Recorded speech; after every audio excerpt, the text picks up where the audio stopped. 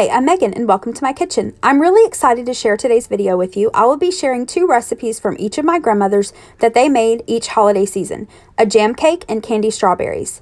Today's video is part of an amazing collab called What My Granny Always Made During the Holiday Season.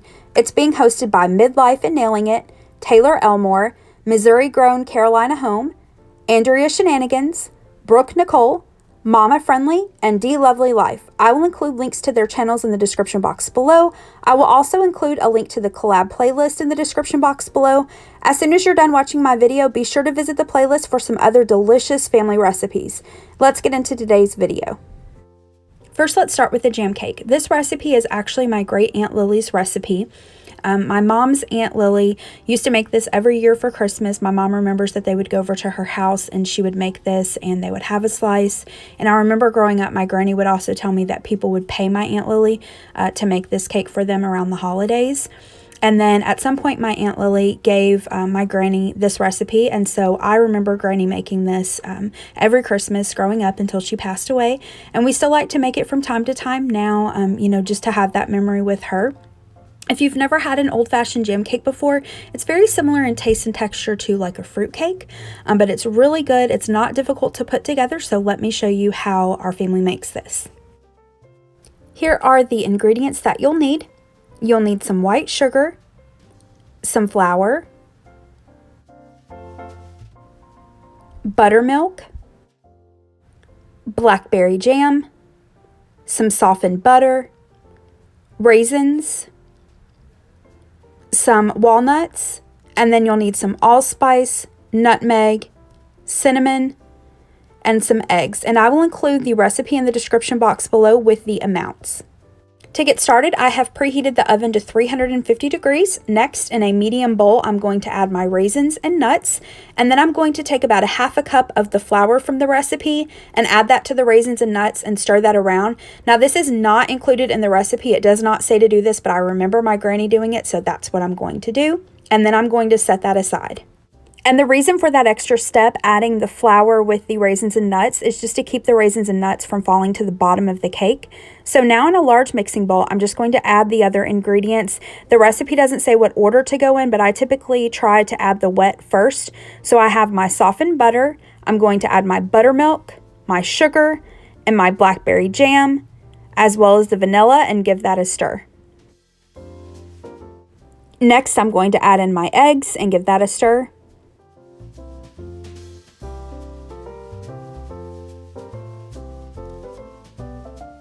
Now I'm going to add in my flour and then my spices, so my cinnamon, allspice, and nutmeg.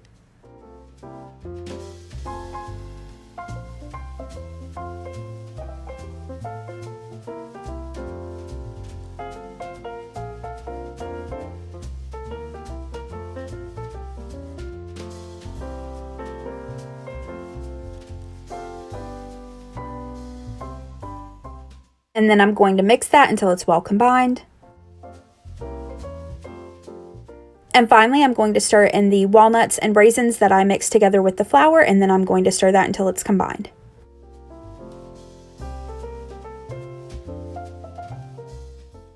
Finally, I have my cake pans here. I only had one cake pan, so I just used these disposable ones and they worked out fine. But you're going to want to reserve a cup of the batter for your icing, and you're going to set that aside. And then you can either butter and flour your pans. That's, I believe, what my grandmother did. I'm just going to use some cooking spray, and I'm going to be very generous with the cooking spray. And then you can be detailed if you would like and weigh out these cake pans to make sure they're exactly even, but as I've said before, I'm not a real baker, so I am just going to use this ladle and, as best as I can, evenly distribute the batter between these 3 cake pans. And then I'm just going to tap them on the counter and then place them into the preheated oven, and you'll want to cook these for about 35 to 45 minutes or until the toothpick comes out clean. And here are the finished cakes. So I'm just going to allow them to cool for about 10 to 15 minutes, and then I will place them onto a wire cooling rack and allow those to cool completely.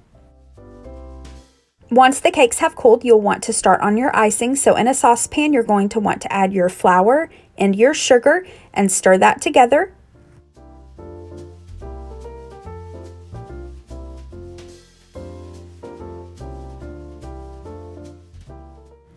Then you're going to add in your hot water and give that a stir. Next, I'm going to add in the reserved cake batter and give that a stir. And the recipe does call to add in some more nuts and raisins. Both my mom and I, though, prefer not to add in the additional nuts and raisins. We feel like there's enough in there from the cake batter. But if you would like to add it, you are more than welcome to. So now I'm just going to turn my heat on, and I'm going to cook this over medium heat until it's nice and thick. This takes about 5 to 10 minutes. And then you're just going to pour this over your cake and ice it. And then you're going to allow the cake to cool for at least probably about 30 to 45 minutes before you serve it.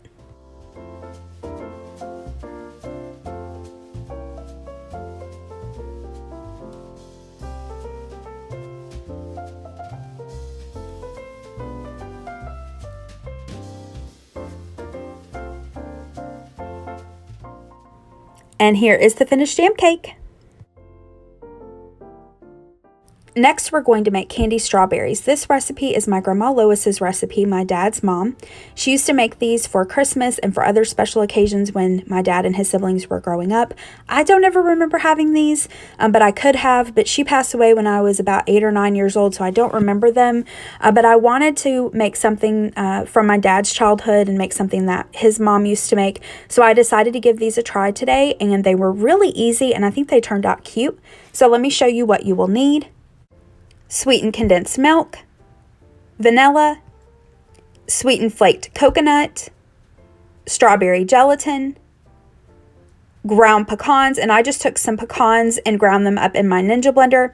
And then you'll need some red sugar. You can just use granulated sugar and dye it with food coloring, and then some dyed green sugar for the tops, or you can also use some sliced almonds dyed greens for the top. Either way works. And then in the mixing bowl, you are just going to combine the gelatin, the ground pecans, the coconut, vanilla, and the sweetened condensed milk. You're going to stir all of that together, and then you're going to chill for 1 hour.